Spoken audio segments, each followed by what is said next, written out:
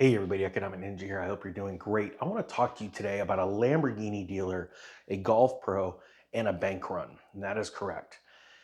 Very interesting conversation I had yesterday at a Liam Lamborghini dealer. First off, I was there to go sit in a Huracan. I wanted to see if the Ninja fit.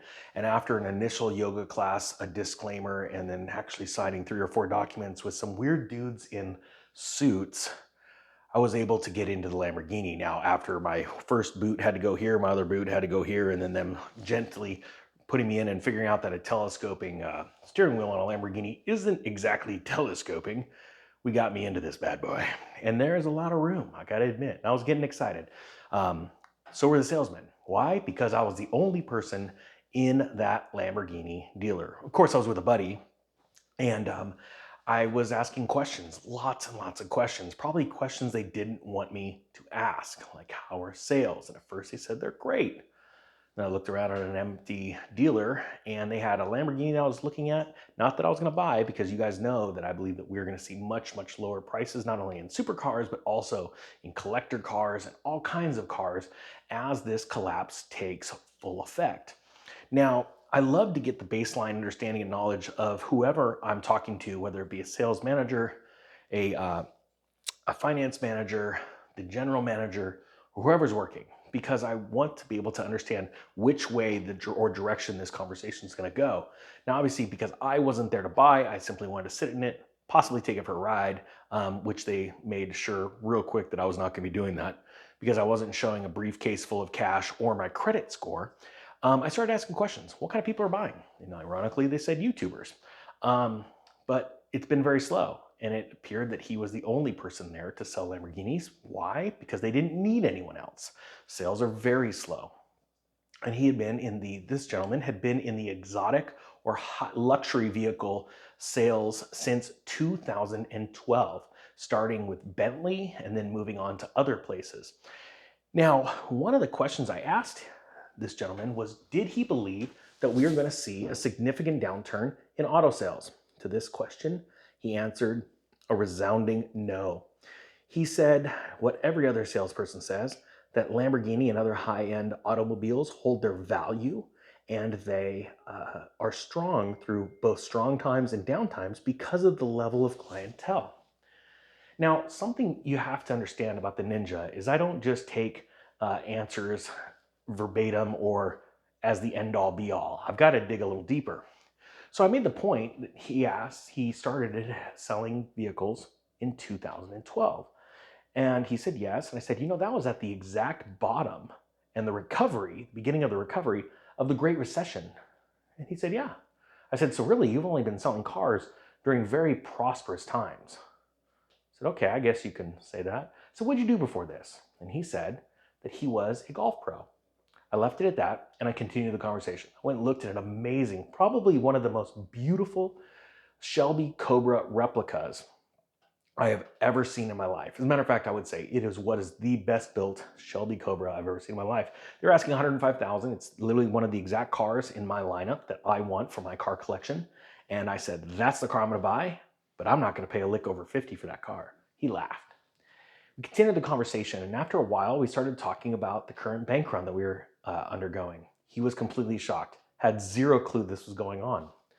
I explained the scope and size of this, and he started to ask questions. And at one point, he says, I have 6 figures saved up. I've always wanted to keep 1 year of expenses as an emergency fund. And I just went, wow, that is amazing. That is impressive. As a matter of fact, you are in the 1% of the middle class. That he sort of looked at me weird because he didn't think of himself as middle class. Why? Because he worked at a Lamborghini dealer.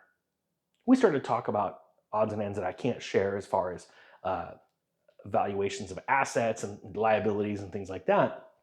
And he started to see really quick that he wasn't exactly as prepared as he should be. Now, one thing he said, it was very interesting. He looked around a little bit, not that there was anyone around. I gotta admit, it was a pretty funny situation. He goes, can I tell you something in private?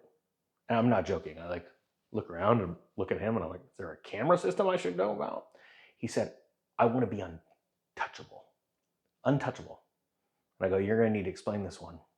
And he said, I want to be in a position to where if my boss fired me, I would go, fine, see ya, I'm fine. I could just roll right off of his back.